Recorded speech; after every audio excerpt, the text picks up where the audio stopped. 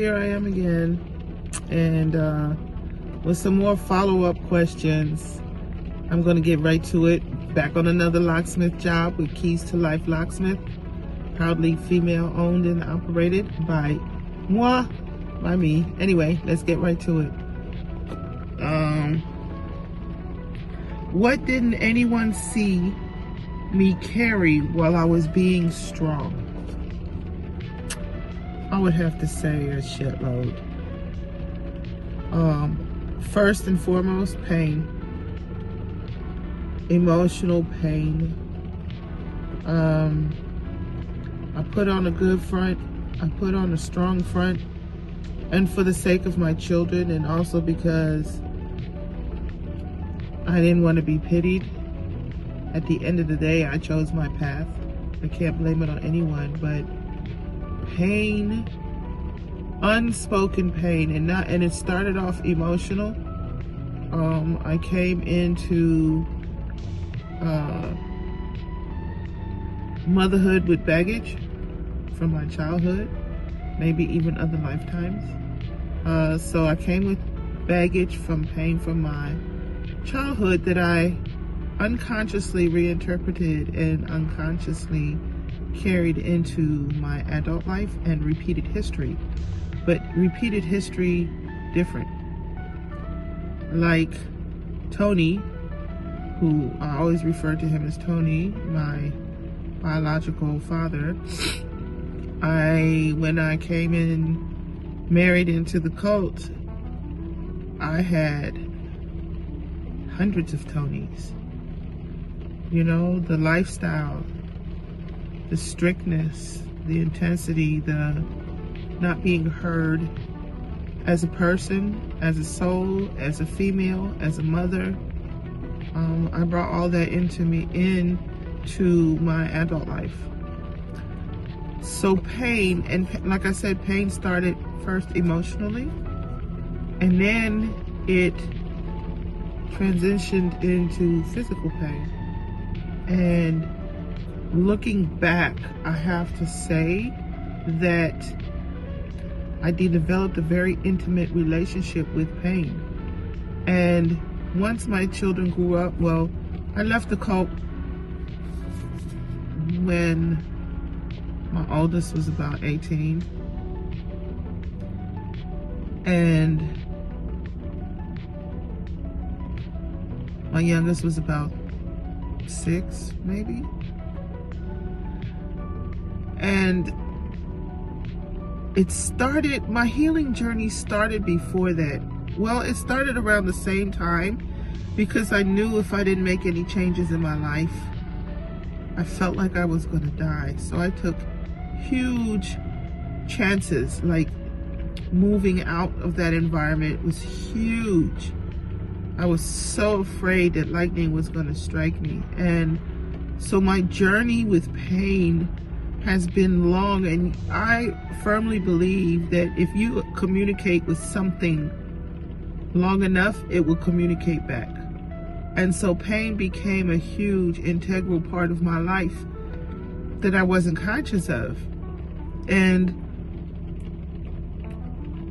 I realized later on, much later on, that our bodies, or at least my body, carried a lot of emotional trauma. And as I started healing, because I had some serious situations going on physically, health-wise, and as I started working through those things, it wasn't just enough for me to deal with it physically. I had to deal with it emotionally, and I had so much emotion flowing out of my body that I didn't know what to do with it. So I went into therapy, and thankfully I found an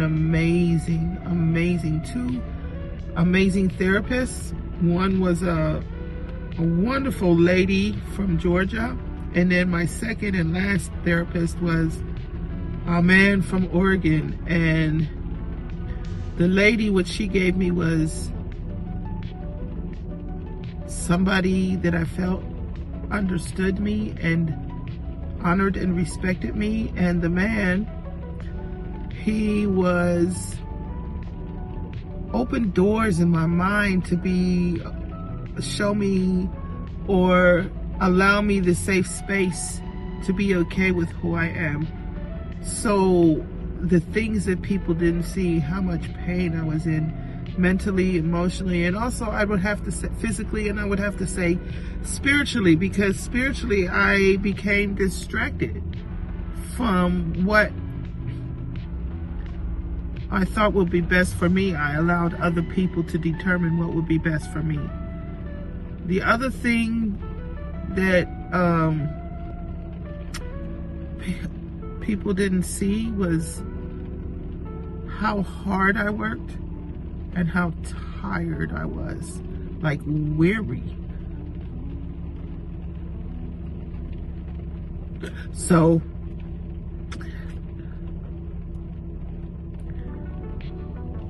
I felt like a single mother even when I was married. In fact, one of my sons, he's an amazing family man, and he said he made himself a promise, a vow when he was younger, that his family, his wife and kids would always come first, because he said he grew up watching all the men put everything before their families, everything before their wives and children, and he said he promised he would never be that man. So feeling like and acting like a single mom and being in that environment of a cult, everything we had to do naturally, which I don't have a problem with. I agree with that. So all the food was home cooked. All my kids' clothing I sewed. And I didn't know how to sew at first. It was trial and error. Like, it looked really good on the outside, but on the inside you could see all the mistakes. Everything from scratch. It was very rare that I had help. And I would go to bed exhausted. In fact, one time when I was still married, my ex said that he felt so sorry for me because I was standing at the clothesline at 3 in.the.morning talking to myself, and I didn't realize it, saying, why can't I have a life of luxury and ease? I don't have any regrets, none at all, because it made me who I am. Like, now I can do these things if I want to do them, which 99.9% of the time I don't. I can do with my hands tied behind my back, blindfolded.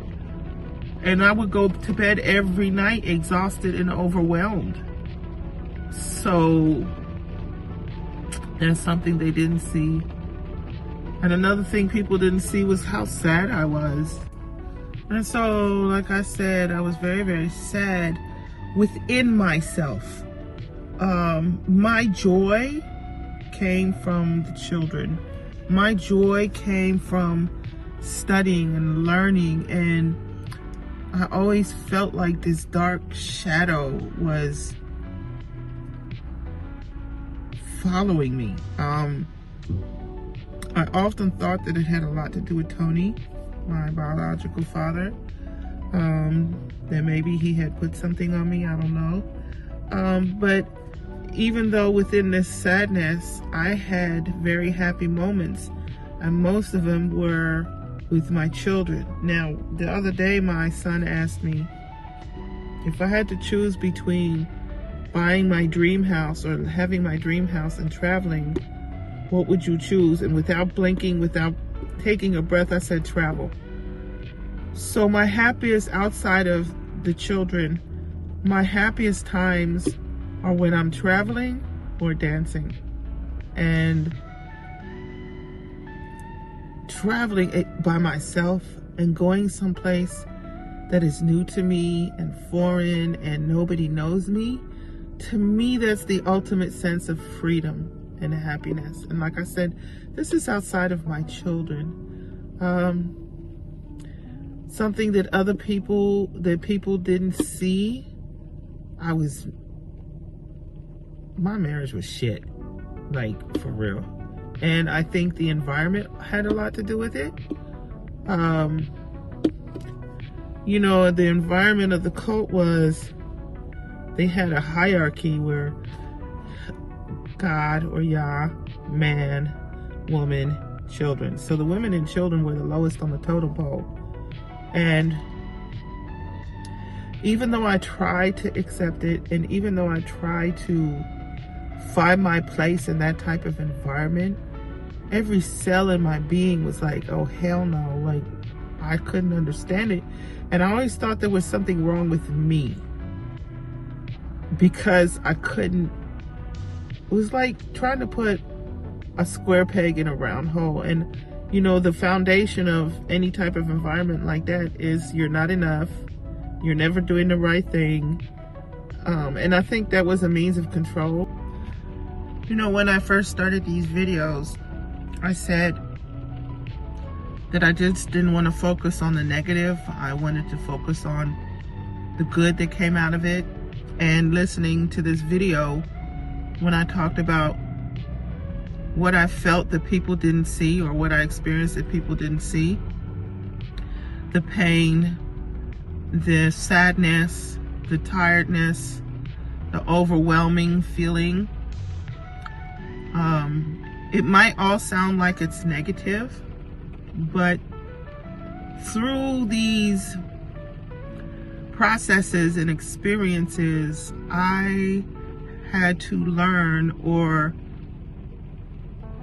it was revealed to me somehow, some way, that in order to get through these things and to get beyond these things,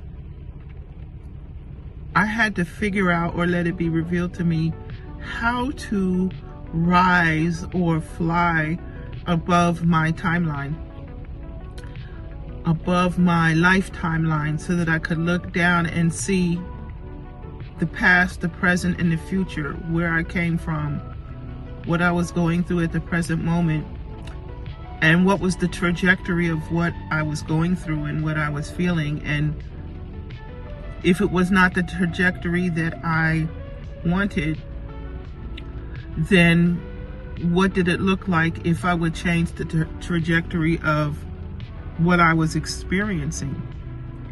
And once I started practicing doing that, I realized that it taught me not to have any regrets, because number one, as far as the pain and the sadness, I think it also came from my lineage. I read somewhere that our consciousness and our memories go all the way back to the wombs of our grandmothers. So maybe I was also carrying something generational. And in looking back, and in an effort to change the trajectory of my life, all those situations made me who I am. To the point where if I feel even an inkling of those emotions coming up, and I feel my emotions, I feel in my body, not just in my heart or my soul. I literally feel it in my body. And so when I feel those things coming up, I already have an unwritten, unspoken, unconscious routine to where I can quell or shake that feeling and be able to continue on. I feel like I also went through those things so that when it's time for me to inspire or motivate or help someone, I can speak from experience and not just something that I read in a book. So those were all the seemingly unseen things that I was feeling and experiencing. But the light at the end of the tunnel was, number one, the joyous moments I had with my children, the joyous moments I had in my life, traveling or dancing. And also,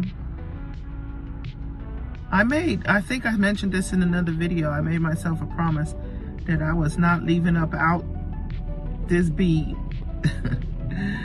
miserable and doomed and sad and depressed. So that was my personal motivation and inspiration to make it through every situation. Anyway, there you have it. Until the next time.